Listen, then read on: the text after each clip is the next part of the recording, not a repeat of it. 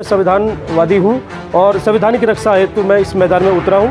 और अगर रोजगार की बात करी जाए, 2 करोड़ रोजगार की बात जो करी थी, उसमें से मुझे नहीं लग रहा है कि कुछ रोजगार इन्होंने दिया है। जो हम ग्राउंड पर रहकर जनता के बीच में जनता की समस्याओं को सुन रहे हैं, समस्याओं को देख रहे हैं, जनता का नौकर बनकर काम करेंगे, ना कि कोई अधिकारी या जनता का बहुत बड़ा नेता बनकर काम करेंगे।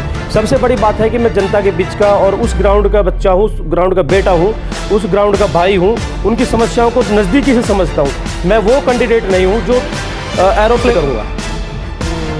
शिक्षा का राष्ट्रीयकरण जरूरी है। शिक्षा का राष्ट्रीयकरण जरूरी है। मैं प्राइवेट स्कूलों को बंद करूँगा, क्योंकि प्राइवेट स्कूल शिक्षा का माध्यम नहीं है, प्राइवेट स्कूल बिजनेस का माध्यम है। अगर प्राइवेट स्कूल बंद हो जाएगा तो बच्चे सरकारी स्कूलों में जाएंगे। और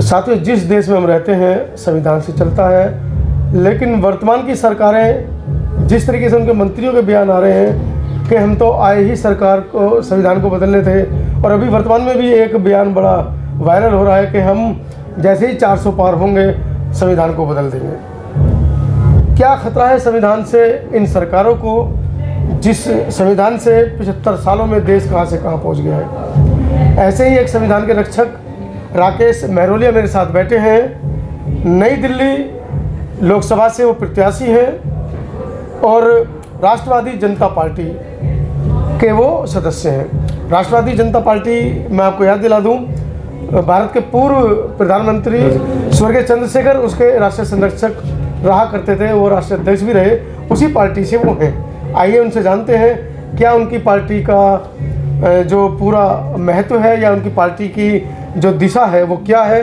और किन मुद्दों को लेकर वो चुनाव में कूदे हैं। सर, पहले तो स्वागत है आपका।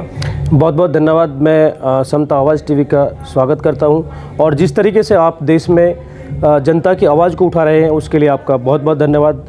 तो क्या आपकी पार्टी की विचारधारा है, किन चुनावी मुद्दों को लेकर आप कूदे हैं? देखिए, हमारी पार्टी की विचारधारा है, हम चाहते हैं भारत को धर्मनिरपेक्ष लोकतांत्रिक गणराज्य यानी संविधानवादी समता मूलक विकसित देश बनाना चाहते हैं। जैसा अभी देख रहे हैं आप सब, पूरे देश में त्राही हो रही है कि संविधान खतरे में है, और जो विपक्ष पार्टियां हैं, जो फिलहाल सत्ताधारी पार्टियां हैं, वो ये कह रही हैं कि कहीं ना कहीं किसी न किसी मंच के माध्यम से आप लोगों को सुनने को मिल रहा है कि इनके जो लीडर हैं वो ये कह रहे हैं कि हम संविधान को ख़त्म करने का काम करेंगे। और जो पैर की जूती साफ करने वाले जो लोग थे, आज उनको सर पे बिठा लिया संविधान के माध्यम से। तो मैं तो चाहूँगा कि सबसे पहले मैं संविधानवादी हूँ और संविधान की रक्षा हेतु मैं इस मैदान में उतरा हूँ। और अगर रोजगार की बात करी जाए, 2 करोड़ रोजगार की बात जो करी थी, उसमें से मुझे नहीं लग रहा है कि कुछ रोजगार इन्होंने दिया है। जो हम ग्राउंड पर रहकर जनता के बीच में जनता की समस्याओं को सुन रहे हैं, समस्याओं को देख रहे हैं। सबसे बड़ी समस्या देश के अंदर जो उत्पन्न हुई है वो बेरोजगारी की हुई है इन पिछले 10 सालों में। तो बेरोजगारी की समस्या को हम सबसे पहले दूर करेंगे अगर हमें मौका देती है देश की जनता। तो अपने बारे में कुछ बताएं हमारे दर्शकों को, कहाँ से प्रारंभिक शिक्षा हुई है, पारिवारिक परिदृश्य क्या है आपका? मेरा नाम राकेश महरोलिया है और मैं बेसिक हरियाणा से हूँ। प्रारंभिक शिक्षा मेरी हरियाणा में हुई है और मैं दिल्ली में भी रेजिडेंस है मेरा। तो पढ़े लिखे शिक्षित आपके प्रत्याशी हैं, संविधान में विश्वास रखते हैं। कैसे आपको लगता है कि आप जीत पाएंगे? मीडिया आपके पास नहीं है, आर्थिक संसाधन आपके पास नहीं है, और जिन लोगों से आपकी लड़ाई है, देश के तमाम संसाधनों पर उन लोगों का कब्जा है। देखिए, मेरा मानना है, ये सच बात भी है, जनता भी जानती है इस बात को, कि चुनाव कौन कराता है, चुनाव किसके लिए होता है। चुनाव होने के बाद जो व्यक्ति हमारी सेवा के लिए होता है उसको लोक सेवक बोलते हैं। चुनाव में पैसे की ज़रूरत नहीं पड़ती, चुनाव में वोट की ज़रूरत पड़ती है।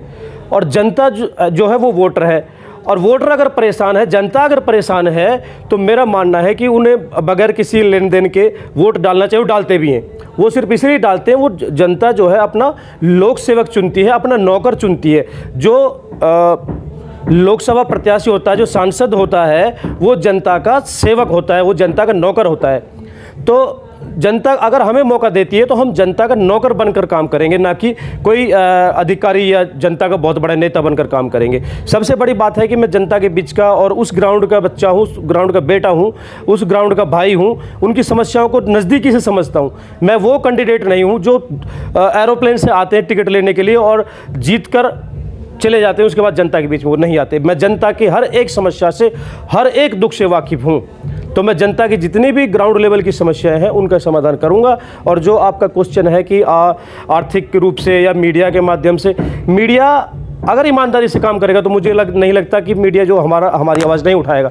आज आप भी हमारी आवाज़ उठा रहे हो, हमारा आपसे कोई ऐसा तो नहीं है कि जैसे लोग मीडिया को बदनाम करते हैं, ऐसा कुछ नहीं है। कुछ हैं लोग जो स्वार्थ के लिए काम करते हैं, लालच के लिए काम करते हैं। आप जैसे जो सेवक हैं जनता के, वो जनता के बीच में जाते हैं और हमारे जैसे लोगों की आवाज़ को निस्वार्थ भावना से उठाते हैं और दिखाते हैं। जनता तो वोट देगी आपको, मुझे विश्वास है, क्योंकि जनता संविधान के साथ है जी। और संविधान के दायरे में रहकर ही जनता चाहती है कि चुनाव लड़े जाएं और लगातार चुनाव आयोग के ऊपर भी शिकंजा कसा जा रहा है। लेकिन वो वोट आपको मिलेगी कैसे जब लोगों ने संसद में ये घोषित कर दिया है, ये पास हो चुका है कि ईवीएम मशीन में गड़बड़ी है। देखिए, ईवीएम मशीन में जो गड़बड़ी की बात आ रही है इसमें कोई दो राय नहीं है। मैं प्रूफ के साथ तो नहीं कह सकता, लेकिन जो मीडिया के माध्यम से जो बातें सुनने को मिल रही है, मीडिया एक ऐसा हमारा पैनल है, एक प्लेटफॉर्म है जो किसी भी क्षेत्र में जाके अंदर की बात को बाहर निकाल के ले आता है। तो जो मीडिया के माध्यम से पता चल रहा है कि ईवीएम में घोटाला होता है, ईवीएम में गड़बड़ होती है, तो कहीं ना कहीं वो बात सत्य है। लेकिन अब की बार ईवीएम के ऊपर भी हम लोगों की नज़रें हैं, हम उसमें भी गड़बड़ नहीं होने देंगे।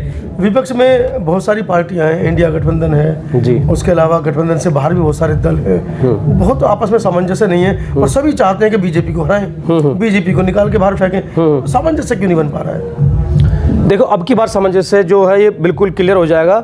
अब की बार बीजेपी सत्ता से बाहर है।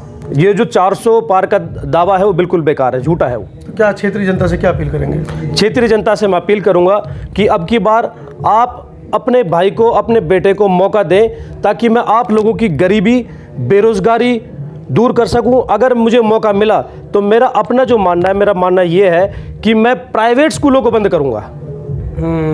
शिक्षा का राष्ट्रीयकरण जरूरी है। शिक्षा का राष्ट्रीयकरण जरूरी है। मैं प्राइवेट स्कूलों को बंद करूंगा, क्योंकि प्राइवेट स्कूल शिक्षा का माध्यम नहीं है, प्राइवेट स्कूल बिजनेस का माध्यम है। अगर प्राइवेट स्कूल बंद हो जाएगा तो बच्चे सरकारी स्कूलों में जाएंगे। और मुझे अगर जनता मौका देती है तो मैं सरकारी स्कूलों की संख्या बढ़ाऊंगा और सरकारी स्कूलों में फ्री ऑफ कॉस्ट एजुकेशन दिलाऊंगा। और अगर एजुकेशन फ्री ऑफ कॉस्ट होती है तो सभी को मौका पढ़ने का बराबर शिक्षा का अधिकार मिल जाएगा नेचुरली। एक बहुत बड़ा मुद्दा हमारे राकेश भाई ने पकड़ा है, क्योंकि शिक्षा इतनी महंगी हो गई है कि मोहल्ले कस्बों की तो बात छोड़िए, अगर आप शहर में आते हैं गांव देहात से निकलकर और चाहते हैं कि मेरा बच्चा पढ़े तो संभव नहीं है। छात्रवृत्तियां बंद कर दी गई हैं बच्चों की, खासकर गरीब और अनुसूचित जाति समाज का, SC ST OBC माइनॉरिटी के बच्चों को जो छात्रवृत्तियां मिलती थी वो सरकार ने बंद कर दी हैं। बच्चे दिल्ली जैसे महानगर में पढ़ने के लिए आते हैं, दिल्ली विश्वविद्यालयों में वो एडमिशन लेते हैं, 15-15 हज़ार रुपये एक महीने के कमरे किराए पर लेने को भी विवश हैं। एक बहुत बड़ा मुद्दा है। आप कहाँ तक सहमत हैं राकेश महरोलिया जी की बात से? कहाँ तक आप इनको समर्थन करते हैं? कमेंट सेक्शन में जरूर लिखिएगा। बहुत बहुत धन्यवाद। आप इस वीडियो के बारे में अपनी राय अवश्य दें तथा वीडियो को लाइक, शेयर और कमेंट्स साथ साथ चैनल को सब्सक्राइब करना न भूलें। धन्यवाद।